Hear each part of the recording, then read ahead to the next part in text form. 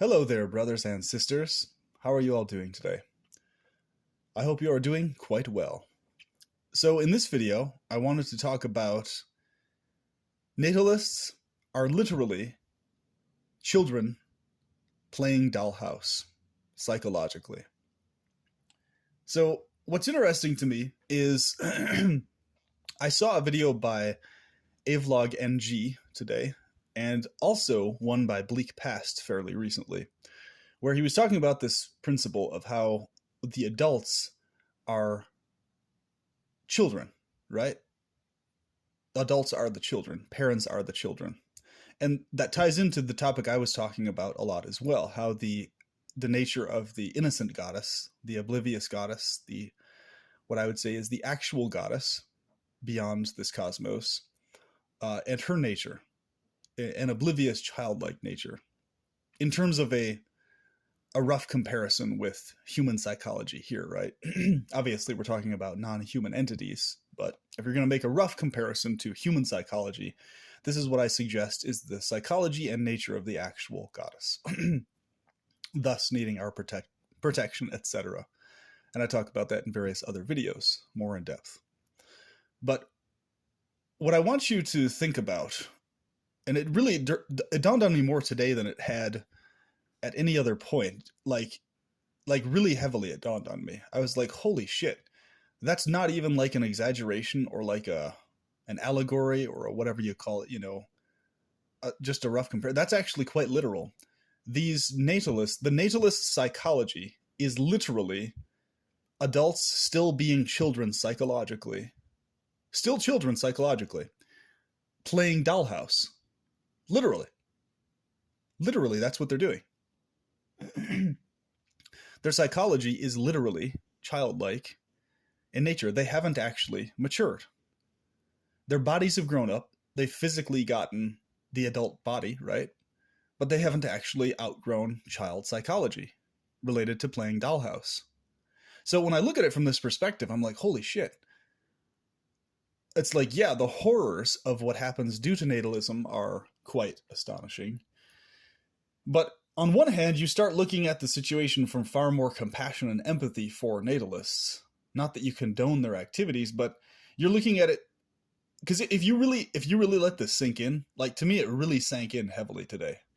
And I base this on many, many years of experiencing so many varieties and types of natalists throughout my life. Their psychology I never related to, really. Even before I knew the term antinatalist and that it was even a thing, I never related to the natalist psychology. So I'm glad you are all here and you all exist throughout the world. Thank you very much. Thank you for having a name for what this is that we practice and are about.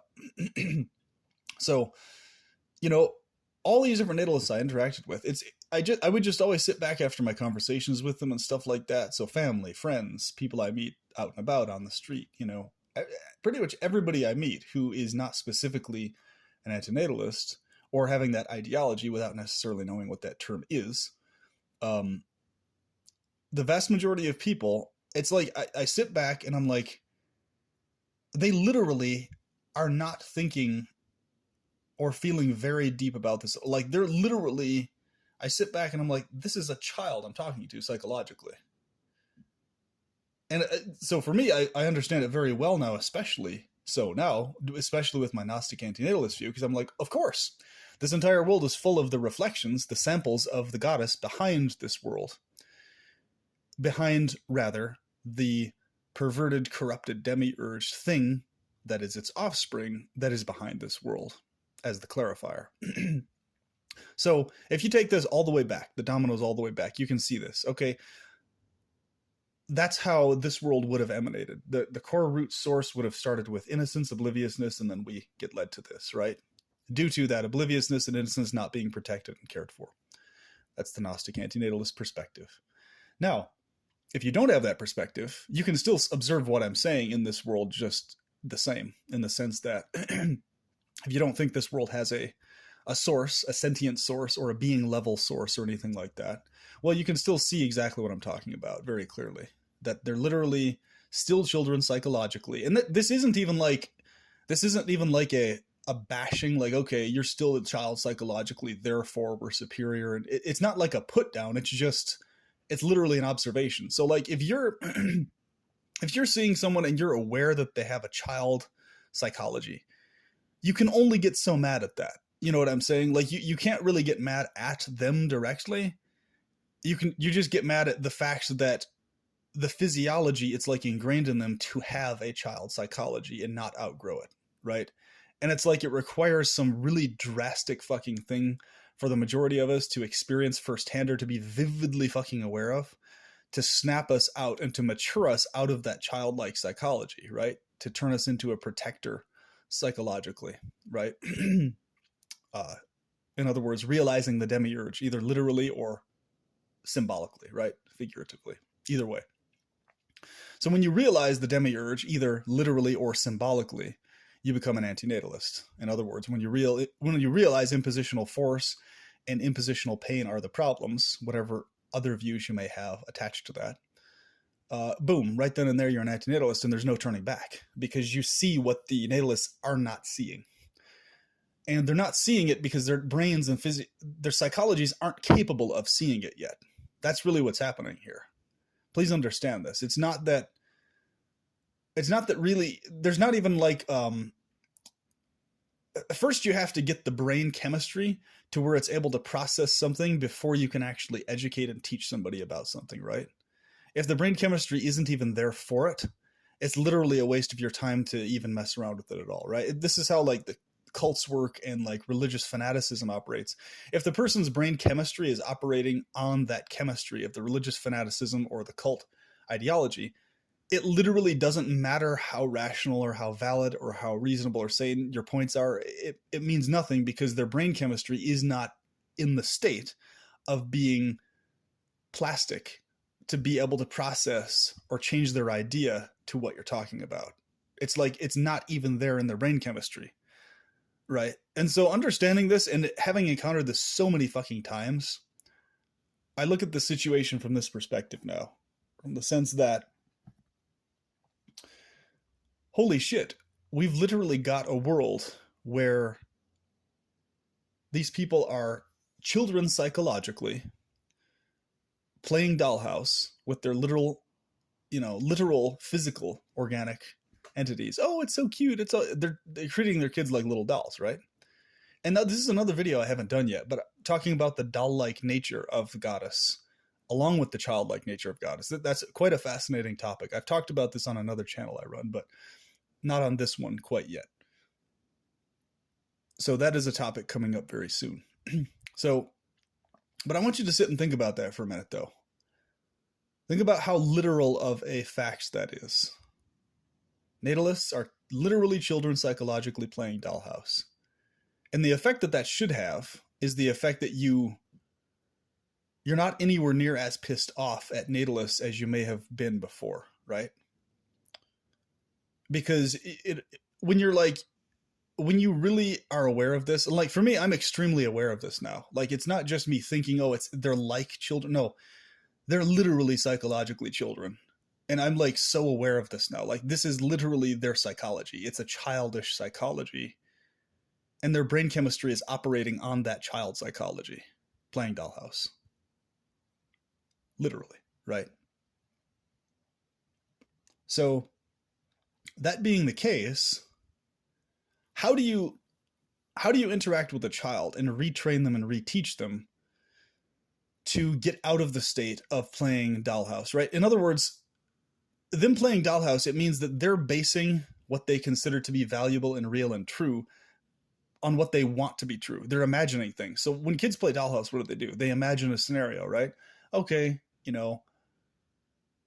I'm going to be a mommy. I'm going to be a daddy. And then they have the little doll and you're going to live in this room and you're going to do this and we're going to have tea parties and this and that and the other, right?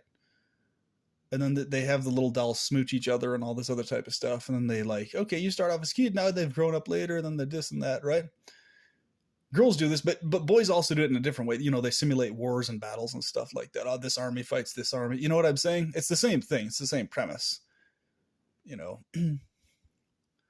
This little toy will be the next great general. Yeah, that kind of thing, right? So it's like you get my point. You see it, right?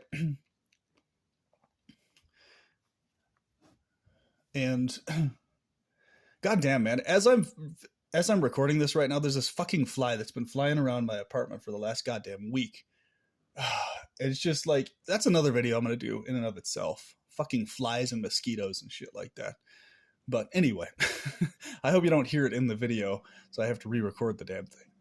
But moving on. So when we talk about this situation where it's like adults literally being kids, literally playing dollhouse, when you see it from that perspective and you really, really have that sink into you, that this is literally what's going on here, this really is what's happening here, you think in terms of, okay, how do we teach these kids? How do we train these kids out of that? And really, the only way that happens, if you think about it, is just an organic process of their brain actually growing up to maturity, right? So like the maturity, or what we call maturity in a lot of these other ways, a lot of it isn't actual maturity. You notice this? Like I've talked about this in other videos about the why kids shouldn't be forced to school and everything, because you have the majority of these people literally never growing up in the majority of areas in their life psychologically. Not only just this area with kids, but in many other areas, they psychologically never mature.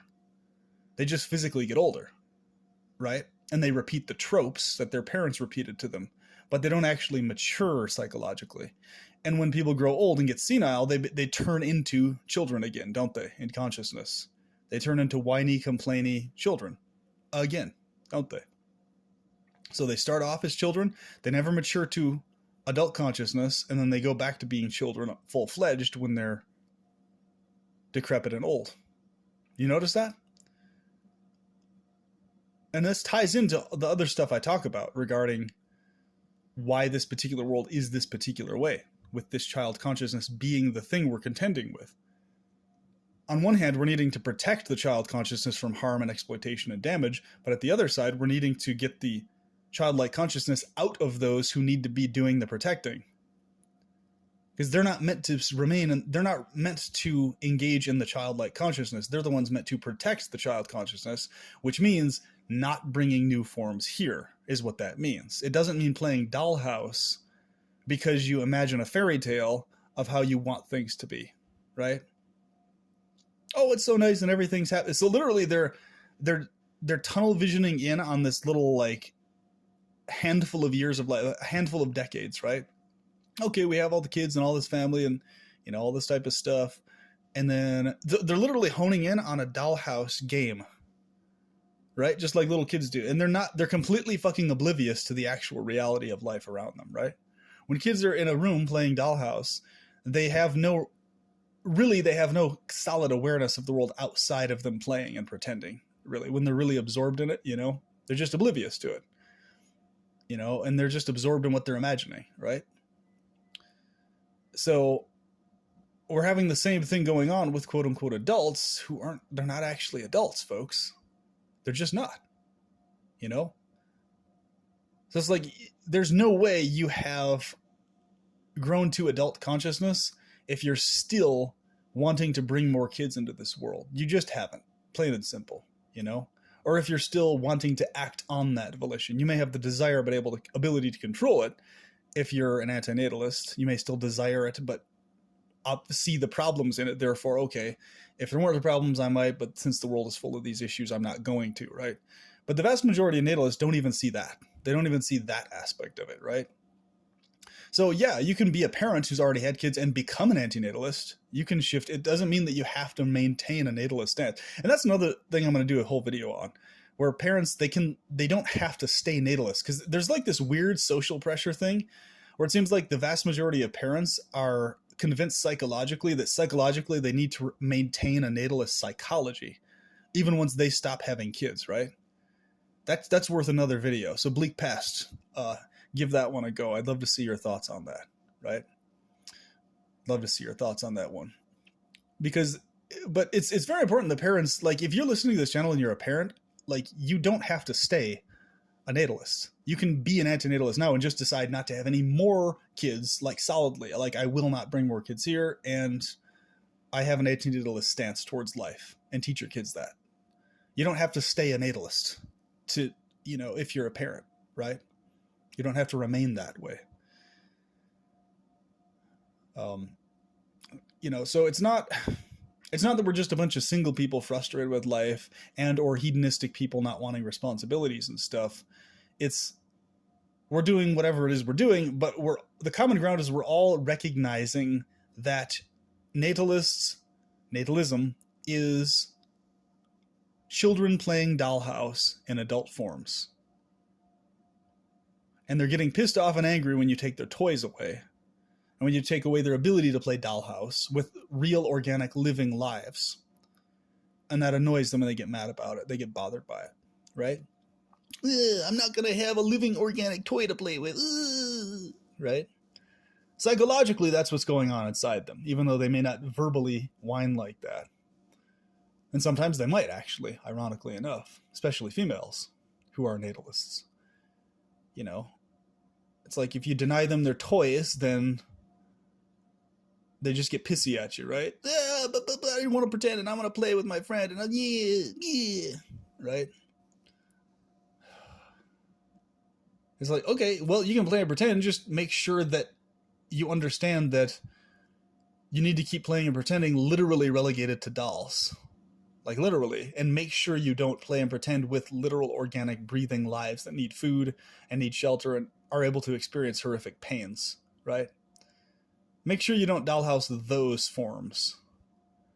And please understand the difference. Learn the difference between dolls and organic forms that can feel pain, please. And really train yourself and educate yourself on the difference if you haven't yet, or if you cannot process that, right? So anyway, this is my 2 cents on this subject, and I hope this was inspirational and useful, and I will talk to you soon. Stay an antinatalist until technology and other means are able to fix this shit show for us, like fully, until we can solve the pain problem and everything else. Please do stay an antinatalist until then. Thank you very much. Talk to you later.